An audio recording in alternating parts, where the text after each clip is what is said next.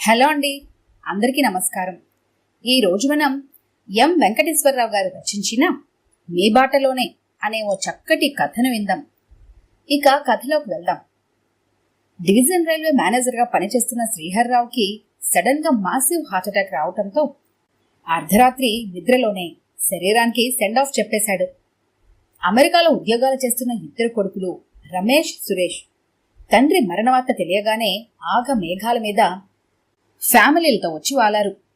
తండ్రికి చేయాల్సిన కర్మకాండలు బంధువర్గమంతా ఆశ్చర్యపోయేంత ఘనంగా చేశారు. లక్ష్మి శ్రీహరిరావు భార్య. భర్త పోయిన షాక్ నుండి కోలుకోలేకపోతోంది.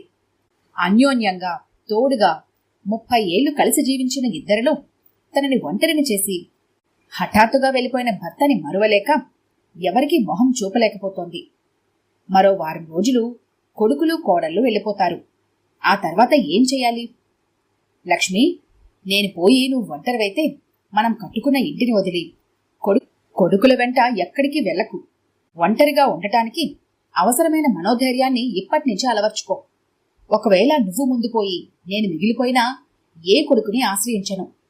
మనం కలిసి పంచుకున్న అనుభవాలకి, తెంచుకోలేని జ్ఞాపకాలకి ఆలంబనైన ఈ ఇల్లే మనకి అండగా నిలుస్తుంది. మన జ్ఞాపకాలే మనతో ఉంటూ జీవితాన్ని చివరికి చేరుస్తాయి. ఇద్దరి మధ్య రాసుకొని ఒప్పందం అది. అందుకే లక్ష్మి ఇంట్లో ఒంటరిగా ఉండటానికే నిర్ణయించుకుంది. అన్నదమ్ములిద్దరూ భార్యలతో కలిసి మేడ మీద హాల్లో సమావేశమయ్యారు. రమేష్ టీవీలో క్రికెట్ చూస్తుంటే భార్య రిమోట్తో టీవీ ఆఫ్ చేసి, ముఖ్యమైన పనులు ముందుంచుకొని ఈ గొడవ ఇప్పుడు అవసరమా అంది అసహనంగా. ఏమిటొదినా? ఏమిటంటావేంటయ్యా? కర్మకాండలు అయిపోయాయి. మరి తర్వాత కార్యక్రమాల సంగతి ఏం ఆలోచిస్తున్నారు? ఇంకేమున్నాయి? ఫ్లైట్ టికెట్స్ కన్ఫర్మ్ అయ్యాయి. వచ్చే వారం ప్రయాణం అని రమేష్ అంటే, అక్కయ్య ఉద్దేశం అది కాదు బావగారు. మనం ఇప్పుడు అమెరికా వెళ్ళామంటే మళ్ళీ ఇండియా రావటానికి 3 ఏళ్లు పడుతుంది కదా. అందుకే ఆస్తిపాస్తుల సంగతి ఏం చేద్దామని అడుగుతోంది. అంతే కదూ సుమిత్ర అంది తెలివిగా సురేష్ భార్య గీత. అమ్మతో ఈ విషయం ఇప్పుడే ఎలా చెబుతాం అన్నాడు సురేష్. కష్టమే, కానీ ఇప్పుడు తేల్చుకోకపోతే 3 ఏళ్ల వరకు వాయిదా వేయలేం కదా అంది సుమిత్ర. ఈ ఇంట్లో మీ అమ్మ ఉంటుంది. ఆమె తదనంతరమే ఇది మనకొచ్చేది. బ్యాంక్ డిపాజిట్లు, షేర్లు అన్నీ ఆవిడ పేరుతోనే ఉన్నాయి. ఇకపోతే నగలు. గీత మాట్లాడుతుంటే, తెలియకుండా మాట్లాడుకు. నగలన్నీ అత్తయ్య కస్టడీలోనే ఉన్నాయి. వజ్రాల కమ్మలు, ముక్కు పుడక, డైమండ్ నెక్లెస్ ఇంకా ఆవిడని వంటి పెట్టుకునే ఉన్నాయి. ఇప్పుడు ఆవిడ ఉపయోగించిందల్లా మాదాపూర్ దగ్గరున్న 5 ఎకరాల స్థలం, జూబ్లీ హిల్స్ లో ఉన్న ఇల్లు. బయట పెట్టింది సుమిత్ర. ప్రస్తుతానికి ఈ 2 మనకొస్తే చాలే, మిగిలినవి ఎలాగూ ఆమె తర్వాత మనకే వస్తాయిగా ధీమాగా అంది గీత. ఇంతగా ఆశపడుతున్నారు కదా, మీరిద్దరూ అమ్మ దగ్గరికి వెళ్ళి అడగండి అని రమేష్ అంటే, తల్లి కొడుకుల మధ్య నేను తలదొచ్చడం తప్ప అవుతుందండి అంది గీత సురేష్ వైపు చూస్తూ. సురేష్, నువ్వెళ్ళి అమ్మతో మాట్లాడు. నువ్వైతే మృదువుగా అడుగుతావు. ఓహో, అదలా మర్యాద అవుతుందిరా? ఇద్దరికీ పెద్దవాడివి నువ్వుండగా నీ పెద్దరికం చేయడం బావుండదు అన్నాడు సురేష్ అన్న మాటకి అడ్డొస్తూ. పిల్లి మెడలో గంట ఎవరు కట్టాలన్న సమస్య నలుగురిని నిలకడగా కూర్చొనివ్వడం లేదు. ఇంతలో రమేష్, సురేష్ ఓసారి కిందకి రండి తల్లి నుండి పిలుపు. అబ్బా, ప్రాబ్లం సాల్వ్ అయింది. మీ అమ్మే పిలిచింది. తొందరగా వెళ్లి స్థలం గురించి, ఇల్లు గురించి మాట్లాడిరండి. భర్తల్ని యుద్ధానికి పంపుతున్న వీర వనితల్లా వేగంగా కిందకి పంపారు భార్యలిద్దరూ. గదిలో కూర్చుని భర్త బట్టల్ని 2 సూట్ కేసులో సర్దుతున్న తల్లిని చూసి, అమ్మా పిలిచావా అన్నారిద్దరు కొడుకులు. రండి, ఇలా కూర్చోండి. ఇవన్నీ మీ నాన్నగారి బట్టలు. ఖరీదైన ప్యాంట్లు, షర్ట్లు, కోటు, టై, స్వెట్టర్లు, ఓవర్ కోట్లు ఇంకా చాలా ఉన్నాయి. ఆయన రిటైర్ కాకముందే అర్ధాంతరంగా ఇలా మనల్ని వదిలి వెళ్ళిపోవటం. అసలు ఆయన హుందా అంత బట్టల్లోనే చూపించేవారు. చిన్నప్పుడు మీరిద్దరూ మీ నాన్న బట్టలను చూసి మోజు పడేవాళ్ళు. సురేష్ అయితే ఆయన లేకుండా చూసి ఆయన బట్టల్ని వేసుకునేవాడు. ఆ సంగతి ఆయనకి తెలిసి మీ ఇద్దరినీ కోప్పడేవారు. అదంతా అప్పుడు. ఇప్పుడు ఇవన్నీ మీరే వేసుకోవాలి. మీరివి అప్పుడప్పుడు వేసుకుంటుంటే మీ నాన్న మీతోనే ఉన్న తృప్తి మీకుంటుంది. మీ ఇద్దరిలో ఆయన చూసుకున్న తృప్తి నాకు కలుగుతుంది. చెరొకటి తీసుకెళ్ళండి అంది లక్ష్మి. సూట్ కేసులతో పైకొచ్చిన బట్టల్ని భర్తల్ని చూసి, పాత్రలు అమ్ముకునే వాళ్ళకేసే బట్టల్ని భద్రంగా ఇద్దరు కలిసి పైకి మోసుకొచ్చారు అని సుమిత్ర అంటే, సెంటిమెంటల్ గా ఆవిడ మీకు అంటగట్టడం, సిగ్గు లేకుండా మీరు తెచ్చుకోవడం అని గీత అంది. మీరిద్దరూ ఇలా లబలబా మాట్లాడటం వలన ప్రయోజనం లేదు. మనం నిదానంగా ఆలోచించి ఈ పాత బట్టల్ని డిస్పోజ్ చేయాలి. అదే సమయంలో అమ్మ మనసు బాధపడకుండా చూడాలి అని సురేష్ అంటే, ఆస్తి దక్కించుకోవాలంటే అవస్థలు తప్పవు అన్నాడు రమేష్. నలుగురు ఆలోచనలో పడ్డారు. సడన్ గా సుమిత్ర, అద్భుతమైన ఐడియా వచ్చింది. ఆలస్యం చేయకుండా అమలు చేయండి. ఖచ్చితంగా అత్తయ్య సంతోషిస్తారు. ఆ తర్వాత చూడండి. మీ అమ్మగారే పిలిచి స్థలం, ఇంటి సంగతి ప్రస్తావించకపోతే అంది. ఆ మాట విని గీత మనసు సంతోషంతో తాండవం చేసింది. అమ్మా, నేను చేసిన పని విన్నావంటే ఎంత సంతోషిస్తావో తెలుసా అన్నారిద్దరూ ఒకేసారి. ఏంటర్రా, మీ నాన్న డ్రెస్ వేసుకున్నారా? దగ్గరికి రండి చూస్తాను. అది కాదమ్మా, నాన్నగారు ఎంతో మందికి చదువు చెప్పించారు, ఎంతో మందిని ఉద్యోగంలో పెట్టించారు, ఎంతో మందికి గుప్తదానాలు చేశారు అని రమేష్ చెప్పబోతుంటే, అదేరా ఆయన గొప్పదనం, అడిగించుకొని ఇవ్వటం కాదు, అడగకుండా చేస్తేనే ధర్మం అనేవారు అని భర్త దానగుణాన్ని 2 ముక్కల్లో చెప్పింది లక్ష్మి. అలాంటిదేనమ్మా మేము చేసి వస్తున్నాం. లక్ష్మికి అర్థం కాలేదు.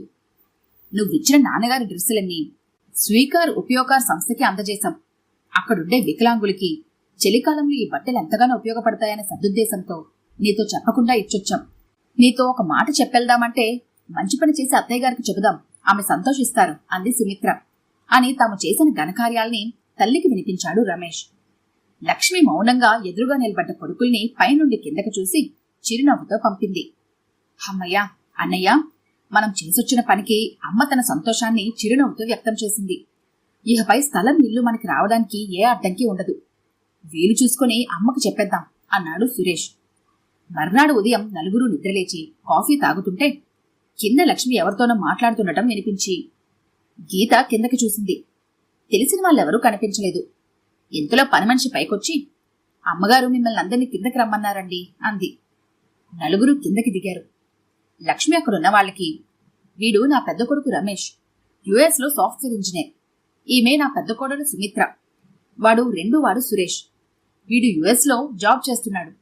ఆమె గీత, చిన్న కోడలు అని వీళ్ళని పరిచయం చేసి కొడుకుల వైపు తిరిగి, ఈయన విద్యాసాగర్ రావు గారు, మన వకీలు అని మిగిలిన వాళ్ళని పరిచయం చేసింది. అడ్వకేట్ ఆగమనం ఆస్తి పంపకాలకి అనుకొని వంశోద్ధారకుల మొహాల్లో మందహాసం. అత్తగారి మెల్లో గొలుసు, వజ్రపు కమ్మలు ముక్కు పుడక కనిపించడం లేదే? ఏం చేసిందబ్బా? కోడళ్ల గుసగుసలు. విద్యాసాగరరావు నలుగురిని చూస్తూ, మీ నాన్నగారు చాలా కాలం నుండి నాకు తెలుసు. మీ అమ్మగారు మీ గురించి చాలా ఉన్నతంగా చెప్పారు. మిమ్మల్ని చూస్తుంటే ఆమె చెప్పిన మాటలు అక్షరాల నిజమనిపిస్తోంది.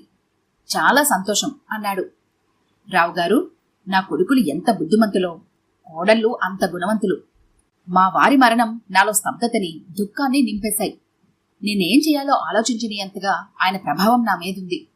సరిగ్గా ఆ సమయంలోనే నా కొడుకులు వాళ్ళ నాన్నగారి ఆశయాల్ని, ధర్మగుణాల్ని వారసత్వంగా స్వీకరించి తమకంటే తక్కువ స్థాయిలో ఉన్నవారి పట్ల ప్రదర్శించిన కరుణ, ఆదరణ నన్నెంతగానో కదిలించి నా కర్తవ్యం ఏమిటో గుర్తు చేశాయి.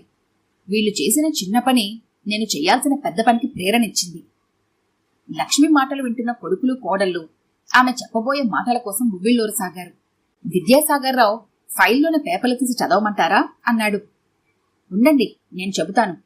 బాబు రమేష్, సురేష్, మీ నాన్నగారు మన మధ్య లేరన్న బాధ తప్ప ఆయన మనకెటువంటి లోటు చేయలేదు. మీరిద్దరూ మొన్న అనాథాశ్రమాల గురించి, వికలాంగుల శరణాలయాల గురించి చెబుతుంటే ఏమోలే అనుకున్నాను. కాని మీవి ఒట్టి మాటలు కావని చేతల్లో నిరూపించడం నాలో మార్పుకి నాంది వేశాయి. నేను మీరందరూ సంతోషపడే శుభవార్త చెప్పబోతున్నాను. మాదాపూర్ దగ్గరలో ఉన్న మన 5 ఎకరాల స్థలాన్ని వికలాంగులైన అనాథల కోసం తయారవుతున్న ఓ శరణాలయానికి ఇచ్చేశాను. బంజారాహిల్స్ లో ఉన్న ఇంటితో పాటు నా దగ్గరున్న నగలన్నీ అమ్మి వచ్చిన డబ్బుతో మీ నాన్నగారి పేరుతో ఒక చారిటబుల్ ట్రస్ట్ ఏర్పాటు చేసి 10 మందికి ఉపయోగపడే ఉచిత బ్లడ్ బ్యాంక్ పెట్టాలని నిర్ణయించుకొని అన్ని ఏర్పాట్లు చేశాను. ఈయన రామచంద్రం గారు శరణాలయపు ఏర్పాట్లు చేస్తున్నారు. ఈయన డాక్టర్ శివశంకర్ బ్లడ్ బ్యాంక్ పనులు చూస్తున్నారు అంది. నలుగురి మొహాల్లో నెత్తురు చుక్క లేనట్టు వాడిపోయాయి. సుమిత్ర ఏదో చెప్పబోతుంటే అడ్డొచ్చి, ఈ విషయం మీకు ముందే చెబుదామనుకున్నాను. కానీ మంచి పనులకి మీ నలుగురు 4 స్తంభాల్లా నాతో నిలబడతారన్న నమ్మకంతో పూర్తి చేసి చెబుతున్నాను. నేనుండబోయే ఈ ఇల్లు నా తదనంతరం మంచి లైబ్రరీగా మారాలన్నది నా కోరిక. విదేశాల్లో ఉండే మీకెలాగూ ఈ ఆస్తులపై ఆ బాధ్యత, ఆసక్తి ఉండదు. అవన్నీ చారిటబుల్ ట్రస్టే నిర్వర్తిస్తుంది. నాలో ధర్మచింతనకి పెట్టుబడి మీ నాన్నగారిదైతే కార్యాచరణకి కారకులు మీరయ్యారు. నేను మీ బాటిని అనుసరించాలని ఈ నిర్ణయాలు తీసుకున్నాను. నేను పేపర్ల మీద సంతకాలు పెట్టాను. మీరు వచ్చి సంతకాలు చేయండి రండి అంది లక్ష్మి. నలుగురు షాక్ నుండి తేరుకునే లోపల విద్యాసాగర్రావు పేపర్లన్నీ అందించడంతో మౌనంగా సంతకాలు చేస్తుంటే కోడళ్ళిద్దరూ విసవిసా పైకి వెళ్ళిపోయారు. ఈ కథ కనుక మీకు నచ్చినట్లయితే లైక్ చేయండి, షేర్ చేయండి. మరిన్ని ఇంట్రెస్టింగ్ కథల కోసం మా ఛానల్ని తప్పకుండా సబ్స్క్రైబ్ చేసుకోండి.